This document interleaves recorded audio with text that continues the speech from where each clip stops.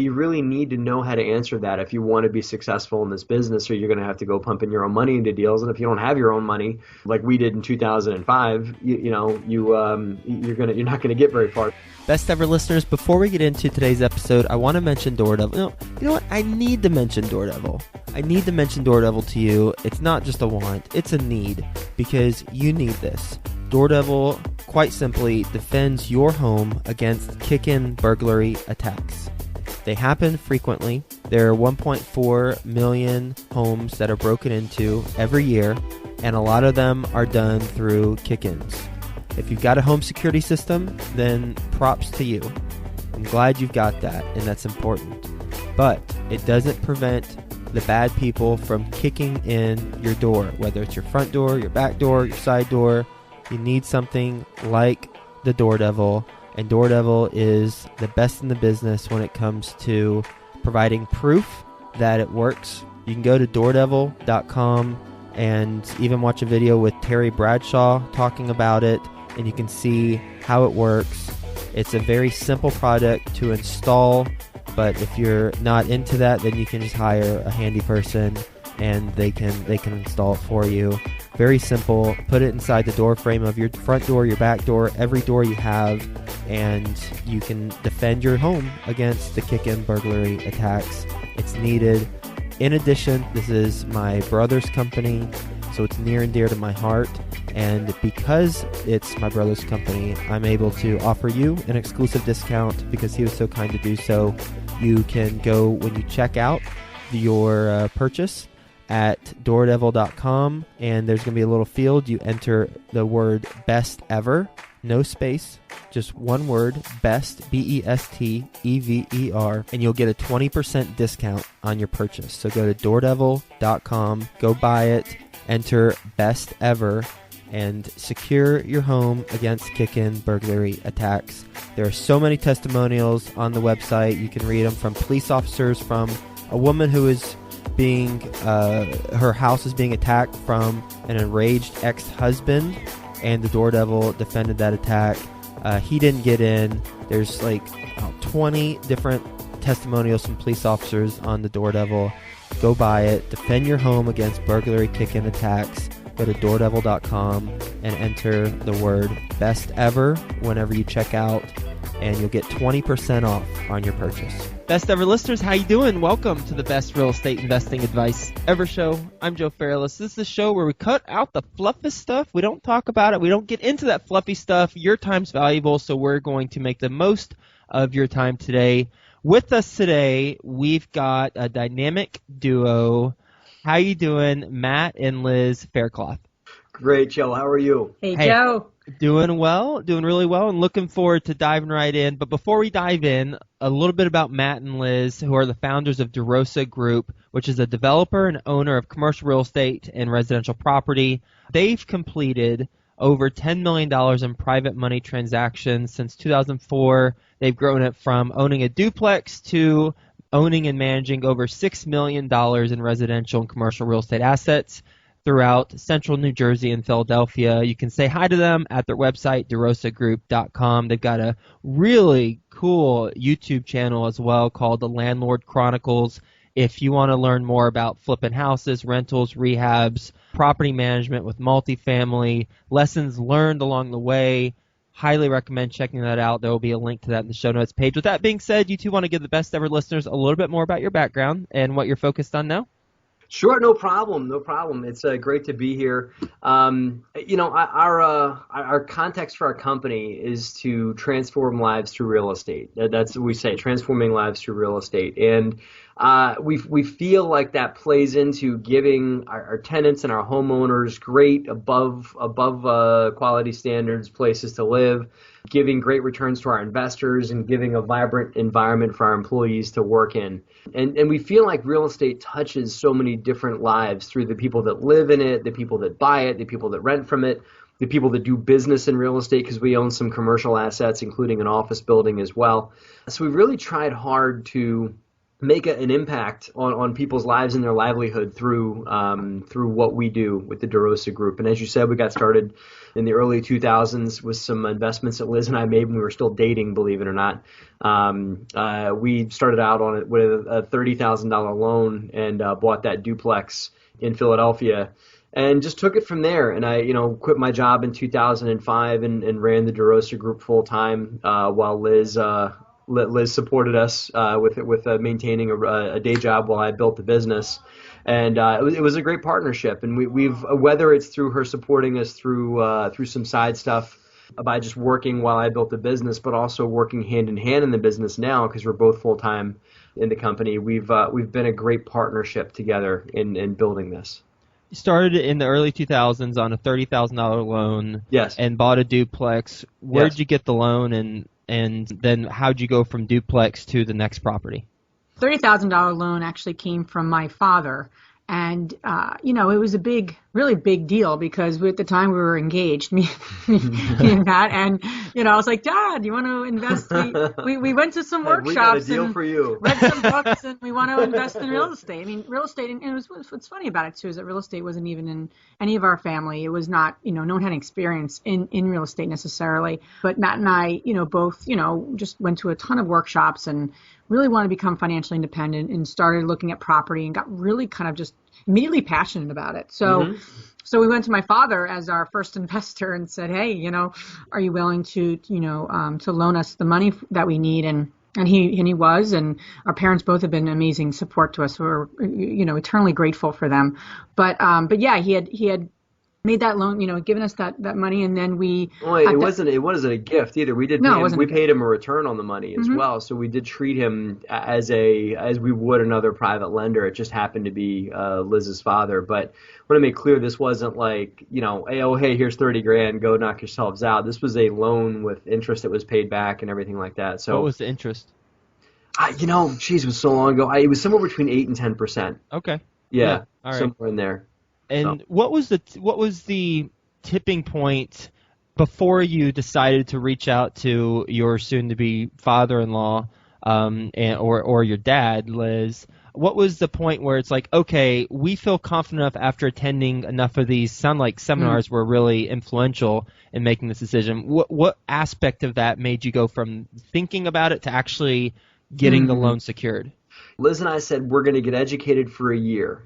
And I think it was just that year that we took, and we said, we're going to spend 1 year just immersing ourselves in education, and that entailed me getting my real estate license. That entailed us going to a ton of the just real estate seminars, joining the local RIA, and really just building our network and building our knowledge of the business and everything like that. So we just took that long before we got in, because we made that agreement going into it that this is how we're going to spend 1 year getting educated, and we both agreed that that's what it was going to do. And when it was done, we had really immersed ourselves in it to the point where we were very, very ready by the time that we had completed that year. As ready as we thought we were. Yeah, right. Yeah, and again, first property. I've got. There's the very first tenant we had to evict was the very first unit that we bought. Me remember too. her? Yeah, I can't. Probably shouldn't say her name on the air, but I mean, I think about her sometimes. Our very first tenant, but she. We found bullets in her apartment. Yeah, her son had bullets in his room and stuff like that. But we ended up, getting her out and getting new tenants in and getting a tenant in the other side of the duplex. And that property was a big learning immediately out of the gate. And then we ended up selling that and doing a 1031 exchange into a pair of 4 families in New Jersey. And that was kind of the catalyst that started to build one on top of the other, was buying those 2 4 units next to each other. Okay. Now let's fast forward a little bit to what I mentioned earlier, because you gave it to me, $10 million in private money transactions.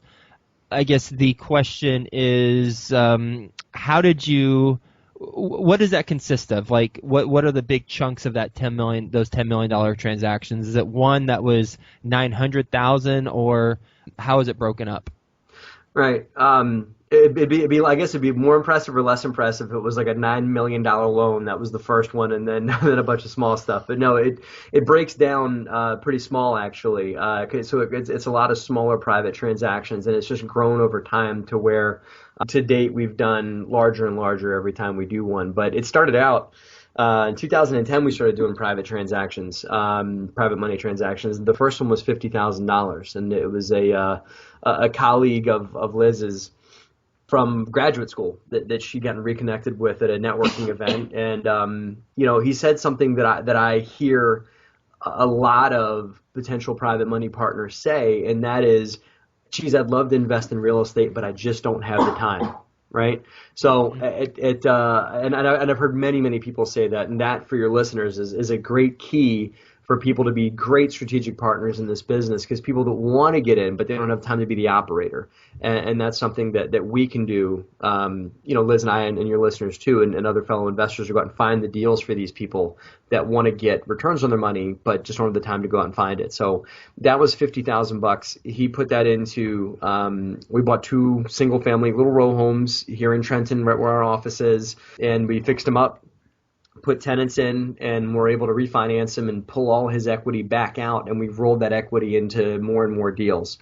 So that was our first, and then we just grew from there, and got people to put in larger portions of equity to do deals with us, while we were also building folks that just wanted to make like more of a fixed return on their money. So we also built a private lending relationship with some folks. Most of those folks have self-directed IRAs, because there's a great way to leverage returns with a self-directed IRA, that people can just see exponential growth on their money with a self-directed IRA as a loan. Mm-hmm. With that $50,000 example that you mentioned, where you pulled the equity back out and rolled it into more deals. Yep. When you say pulled it back out, you paid him off, so you paid him his $50K back plus the return, and then he was out of the deal. Is that correct? No, we didn't do it that way. Okay. We pulled his $50K out, right? And then we took that $50K, and he actually pulled in another friend of his that wanted to get in real estate but didn't have the time to do it, right? So we took that $50K from the LLC I had formed with this investor, and we had another guy come in and pump in an additional $75,000, and with that $125,000, we went out and bought several other properties. So we leveraged that $50K. We just parlayed it into more deals. I didn't give him his money back. He remains owner of those properties. I could have just given him his $50K back and retained those 2 single family homes on my own, but I wanted to build a long-term relationship, and so I was happy to let him stay owner and roll his money over and perhaps I take less ownership. But in exchange for that, he's a raving fan of the DeRosa Group and the returns that I can provide him, and his returns have gone off the charts for what he's gotten, because he's been able to parlay that money over a few times. And what ownership structure did you have with that deal? In the beginning, we started doing LLCs, and that was fine until I started doing business with a couple of doctors. And I just found doctors literally own nothing. Like their name is on nothing. Their wives own their house, their car, everything. These guys barely exist aside from having a driver's license and a medical degree. So they just, because it's all because of medical malpractice insurance. So if they were to get sued, there's no assets, right? So these guys could not personally guarantee anything. They didn't want their name to go on anything. And so I had to go out and do a little more research, and we came up with the limited liability partnership structure, which is an LLP. And we use LPs also, but an LLP or an LP, where these doctors came in as limited partners, and they didn't have to personally guarantee anything. They didn't have to show their financials. They were literally able to be 100% silent partners, and we were the general partner in the deal. Before that, we were using an LLC where all the investors, including this guy from Liz's Alumni Association, had to show his financials and personal guarantee the mortgage, and he was fine to do that. He was happy to do that. He didn't have any liability issue with it. So he obviously got a little more ownership in exchange for doing that. And as far as ownership structure, how much ownership did they get versus you get? First deal I did, the guy was a 50-50 split. He put up 50K, and he got 50% ownership of the property. And how much did you put up, if anything? Nothing. Okay. Yeah, we put our own money into a deal about a year ago. Not a year, about 6 months ago. But up until that point, Liz and I have been, have had enough investors and private money folks that are willing to do business with us and believe in what we do, that we haven't had to put our money into a deal in about 4.5 years. So over those 4.5 years, how much money did you raise? Well, that's the 10 million.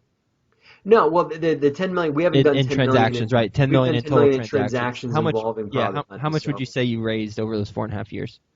Probably about three. Okay, about $3 Yeah. million. So Yeah. you did $3 million. You raised $3 million without putting any of your own money into the deals. Yes. Wow, that's amazing. Clearly, they asked the question to you. How do you have any skin in the game? Are you investing into the deal? What's your response? Well, it's and it's a good question, and I think that it's asked too, right? Oh, absolutely, Okay. absolutely. Anybody that's worth their salt is going to ask that question, and I think that you really need to know how to answer that if you want to be successful in this business, or you're going to have to go pumping your own money into deals, and if you don't have your own money, like we did in 2005, you're not going to get very far. So the way I answer it is, I do have skin in, and this skin is my reputation. I've been in business for 10 years. Number one. Number two, if there is a mortgage to personal guarantee, I'm personal guaranteeing it. And so I'm putting myself on the line and even though there even bigger deals, we're working on a 49 unit apartment complex to purchase right now, I'll gladly sign off on all the liabilities of the mortgage, but it's probably not going to be a recourse loan. But still, if there's still a reputation and there's still some repercussions in there for me signing off and putting my personal name and all that kind of stuff on a mortgage. So yes, I'm doing all that, number one. Number two, I'm putting in this, it's a big value, especially if you know what you're doing. The sweat equity that I put into the deal, and that's just the day-to-day operations, the day-to-day running around that Liz and I both put into to manifesting these deals, is of big value because these people just don't have time to invest in this business. They don't have time to do this, and so we do. And that time that we have and the resources and the network that we have is all of value. Yes, they're putting dollars up, but we're putting time and relationships and our own assets and reputation into the deal too. So okay, I love talking to people who are experienced raising money and just learning how they navigate conversations. I know for my first deal, I also did not put any of my own money in it because I didn't have any money to put into the deal. Yeah. And I had, a similar conversation. Another way that I approached, or in addition to what you just said, I approached it by having the brokers who are representing me on the deal put in their commission into the deal to be part owners with us, and then that showed more of an alignment of interest. So yeah, very, very interesting stuff. I know that you have one very challenging investor who asked a very tough question. So I'm going to ask a couple tough questions based on your response to what you just said. You said you're putting sweat equity into the deal. Yeah. Well, in your personal guarantee. Well, I'm pretending I'm an investor, by the way. Well, Sure. I'm also have a personal guarantee because I just submitted my financials. And yeah, you have sweat equity in the deal, but you're compensated based on the 50% that you're receiving in the deal. So it's like yes, but you're already being compensated for that stuff. So what would you say to that? Well, we probably wouldn't do a deal like that anymore. But meaning I probably wouldn't do the 50-50 split. At this point, what would you do now? Oh, I probably would actually give him more ownership, to be honest. I probably would drop down to, say, 30 to 40% ownership on the general partner side, depending on the deal. Okay. And that, because the guy is, he said it's personal guaranteeing, if he was willing to do that under an LLC, and I just probably wouldn't do that deal anymore because it's just smaller than what we would want to deal with. But it was his first time investing. It was our first time investing. We had a very close relationship with this guy, so it was more of a friendly, hey, let's try this out and see how it goes, because it was our first time doing it too. Makes sense. But yeah, in future transactions like this apartment complex, the 49 unit that we're doing in central Pennsylvania, we're going to be taking 30% ownership in exchange for all that stuff that we're doing and putting the deal together. So we're really giving the lion's share to our investors, But that's okay because we do really well on 30% ownership of a 49-unit apartment building. I mean, it's still a nice return. So, And when you look at deals, is there a threshold of profitability back to you two that you want to see in order to pull the trigger on a deal? it's a dollar amount that we try and make for larger deals. It's just goals that Liz and I have. We went into this year saying that we wanted to make at least $25,000 in passive income for us through multifamily purchases on top of what we have for everything else. And so there's a dollar amount for us, but honestly, Joe, I don't focus too much on us. I'm looking more when I structure a deal. I'm looking at what the investors are going to get.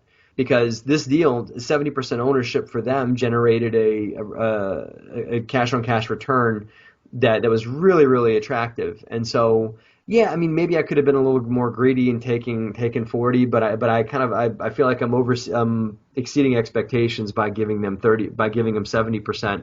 And they don't it's not that they don't want 80%. I'm sure they'd gladly take it if I gave it to them, but I think that they're very glad to get the returns that they're getting at 70. So I think it's a matter of feeling out your investors that are looking to work with you and gauging what returns they'd like to see, and then structuring a deal to meet that. And then what they don't get, I get. So I really look at investor returns when I structure a deal and say, okay, what are my investors willing to accept as a favorable return for themselves, and whatever's left that I'm not going to give to them, I have to keep for myself. After raising about $3 million for deals, what's something that has surprised you about that process? Oh, you're on a roll. Yeah, I'll jump in when I see I want the listeners to remember my wife is sitting here next to me. All right. I got a lot to share, but you're on a roll. In this operation. I feel like I'm taking the last question, so you keep going, Matt. Just keep Sure. on rolling. Yeah, well, what surprised me is, the most about this business and raising private money and everything like that is how much easier it is than people think it is in raising private money. And then I trust you. It's not like Liz and I are just, born with a silver spoon in our mouth and just know tons and tons of rich people and that. Like, most of the money that Liz and I have raised came from our immediate own personal network. And it wasn't just our parents either. It was just people we've met, just the guy at the networking group, or, the person from the alumni association from Liz's school, or, a drinking buddy of mine from when I was in my 20s and that kind of stuff, just the folks that just hear what it is that we're up to, and like, oh, you know what, I'd love to do that. And how can I get involved in that? How can I diversify my investments and everything? So the biggest surprise I've had in raising money is just, that it's way, way more simple in getting people interested than the folks that are looking to get into this think that it is.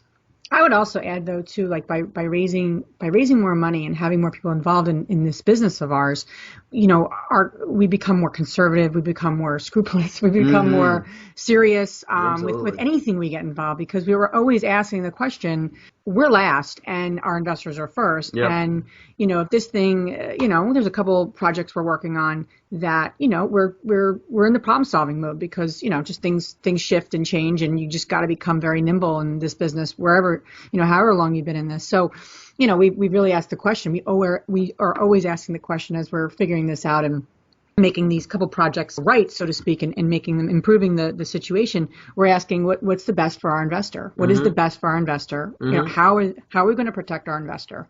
And that is like the number one question that, and you certainly, your worry goes up, and, your concern goes up when it was just him and I, you could always lose your own money. You don't want to, but it's a little more like, okay, well. And we've done that. And we have done that. In the beginning. But, you have other people's money at stake. You have to be such a steward of that money. And I don't know, I feel like we've gotten so much more serious in our business because we have raised money, and I think we've become better for it. Yeah. I don't think we would have been as I don't think would have grown as much if we had not done it with other partners. And we just take it very seriously too. And I think that's really key. It's a good way to put it. So, Liz just said you're stewards of these people's money, and I think that's really a way to look at it. So it's not like, oh, it's just easy, we can raise millions and just do whatever we want with it. I mean, these people have entrusted their financial future to us, and it's a to big other, deal. yeah, It's a really big deal. and to you, Joe, I know you've done lots of big deals too, so I'm sure you feel the same way that it's an honor to have these people's money involved in projects, and they're building their financial future, and of course I get to build mine as you do with yours. Yeah. In partnership with these folks. Absolutely. Makes Yeah. sense. What is a tip that I'm switching gears on you, just preparing you. What's a tip you have for other real estate investing couples who are going to go into the business together? Well, I have plenty of tips. Are they all for Matt? So We've been married 11 years, Joe. We've developed a few tips. well, Yep. it's funny because Yeah. Matt and I know you know this. Matt and I are weekly bloggers on Bigger Pockets, and the post that's coming out tomorrow, literally, is about another topic around investing with your spouse. So there's so many tips I could probably share with you.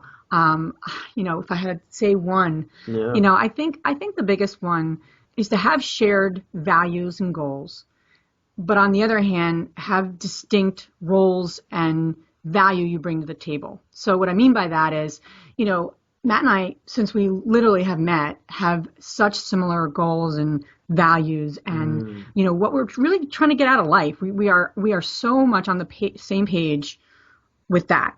Now, how we get there and how we do it individually is very different and distinct. So what we've had to learn over literally 11 years of working together, from me part-time, strategic, tactical, every part of the business, and every side of, every piece of our business, we've learned to, what's worked for us at least, is that each of us has our own kind of focused areas and roles and responsibilities. And, you just can't micromanage each other. And I think, when I first worked with Matt full time, when it didn't work, and it didn't work really badly, I was his assistant. And based on my personality and who I am, that just didn't work. Yeah. I was doing the bookkeeping. I was horrible at it. Really, literally everything I touched, I just wasn't adding any value. Yeah. So, although I put furniture together and I was helpful there, but do that. That's good. but my point is that I have a lot of I have a lot of strengths. I have a lot of things I bring to the table. And when I've worked with him again now, round 2 of our working together, I work on projects, and I'm not in his day to day. He's been running the day to day. So for me to now run the day to day for him would be ludicrous, and I don't do that, and I'm very careful not to do that. I'm just, what can I work on, and then we work together when we need to, and that's really worked wonderfully for us. We have disconnect, and of course, but we have come a long way, and I think that's huge. So work through that. So shared values, but coming at those shared values and vision with really like bringing your passions, bringing your strengths individually to the table where you both feel value. What's your best real estate investing advice ever? Oh boy. Okay. Geez. Just start small. And I know all the folks out there don't want to hear that. They're like, oh, I want to buy a 1,000-unit apartment complex next week and quit my job and move to Tahiti. But I'm sorry, that's probably not going to work out, or you may spin your wheels quite a bit before you get there. I would say start smaller, or at least work on larger projects under mentorship of others, and that. So just understand you got to put one foot in front of the other.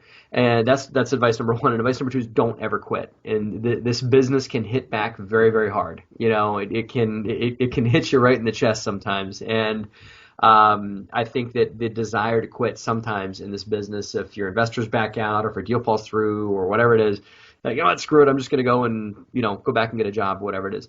I find that the secret to mine and Liz's success has been to stay in the game and to fight off that desire to quit when it has come up in the past. So those are my 2 tips. At what point was the desire to quit the strongest in the business for you two? Oh, the first time that we tried to work together when we were married. Just 2009. Briefly, yeah, 2009. Liz and I, she quit her job as well. We didn't have enough revenue coming from the business in 2009 to really meet our expenses. So Liz and I lived on savings for a year. It was, she's a little money pack rat. So she had packed away a bunch of money, when we were dating. And so we lived on that in 2009, and just, is very stressful. We didn't have a plan. The desire to quit, the business and everything was very, very, very strong. But we stuck to it. And I mean, in 2000, in the early 2000s as well, we had significant amounts of money pretty much stolen from us by like a Bernie Madoff kind of shyster guy that was looking to do big deals and was just fleecing people. So we had one of those guys steal a bunch of money from us. And I would say the desire to quit was big there, but we pushed through it and kept going. And what's the one point after that desire to quit subsided that you saw the momentum really pick up? What's that one thing that happened? Well, good. I was just saying the biggest thing was by bringing more partners into the business and raising money. We were at we were plateaued. We were kind of maximizing what we had, and we had a rental portfolio, but it just wasn't growing, and we weren't growing, and we needed to grow in order to obviously increase returns for people, increase our own income, everything. So we were plateaued, and that one, not that one, there was people before that, but that whole energy, that whole network, folks in New York and your doctors, and those were huge opportunities for us. And they showed up, while we kept going, and that was we decided not to quit, and we just kept pushing. And as Liz said, we realized that a lot of hustle. Oh yeah. And as we realized that, growth and more deals is what we needed to do, because we were stuck in a situation where we weren't making enough money from the portfolio we had.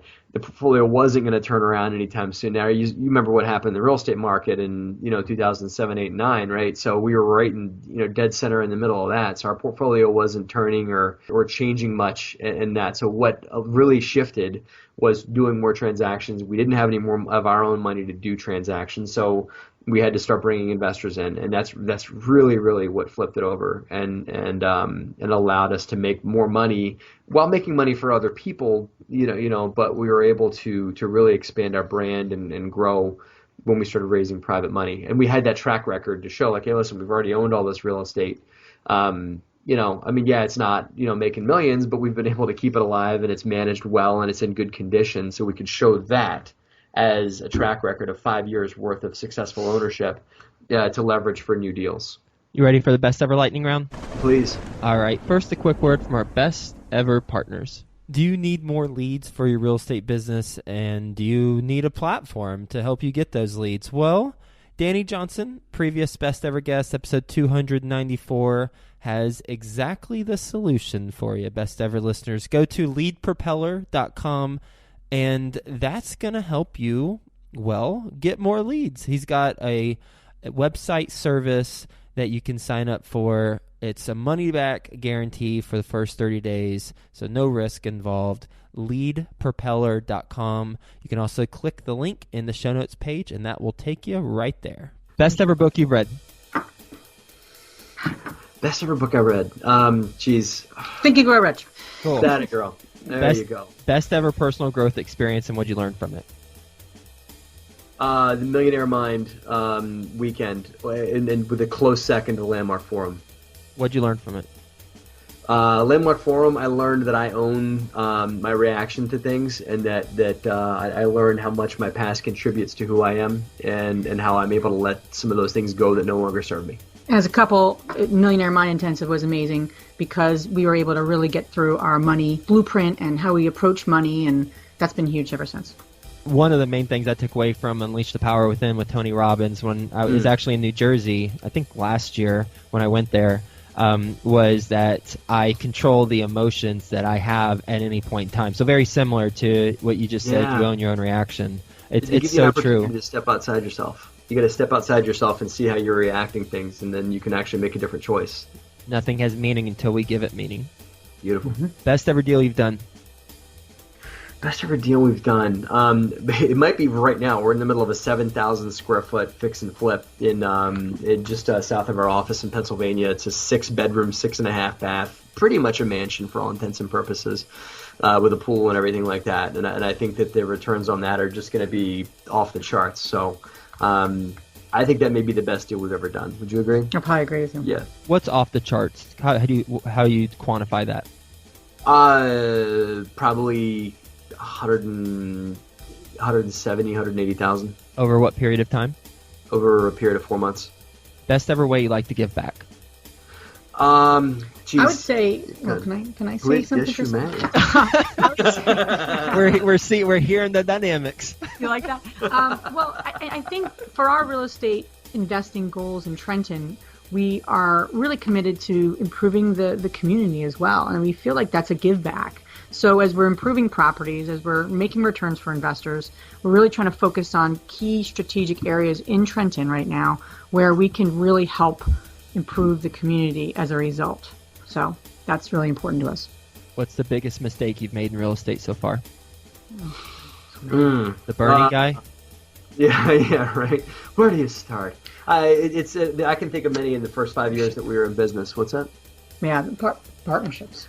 Yeah, jumping into partnerships too quick, I would say. We were in a real estate partnership that was good in the beginning, but we just got completely, neck deep in bed with this partner before really vetting out, what roles, goals, and compensation were going to look like. And it just, we're in the middle of unwinding that right now. And so I think that we just went too far too fast into that direction. And so I think that advice that I got, or just lesson I got from that is take a step, evaluate, course correct, take a step, evaluate, course correct. Don't take 3 steps without evaluating, course correcting each time. And had I done that, the partnership would have never gone where it did. We just went really far and we kept saying, we'll figure it out. We'll do better next time. We'll do better next time. And we weren't doing better next time. So what's the best ever place the best ever listeners can reach you to? YouTube channel would be Landlord Chronicles. Just look up the Landlord Chronicles on YouTube, and also our website derosagroup.com. That's DEROSA group.com. And we're both very active on Bigger Pockets. So. Yep, BP. Awesome. Well, Matt and Liz, thank you so much for being on the show and sharing your advice with the best ever listeners and talking about all these private money transactions, $10 million worth of private money transactions, and really fascinating $3 million that you raised without investing any of your own money into the deals. You did that by having your reputation online, your personal guarantee with those properties, and like you mentioned, the sweat equity into the deal, and then also just being good with people. I mean, that's clear too. I mean, you've got to have the communication skills to navigate those conversations, because not anybody can take those bullet points that we just talked about, and they repeat them to somebody and still close on those deals. There has to be a level of trust, credibility, and a way to communicate that in a genuine way, as you said earlier, that you have the investors at the forefront of your mind when you're thinking about these deals. And if we don't, then that's going to come to the surface in some form or fashion when you're speaking to them, either verbally or non-verbally.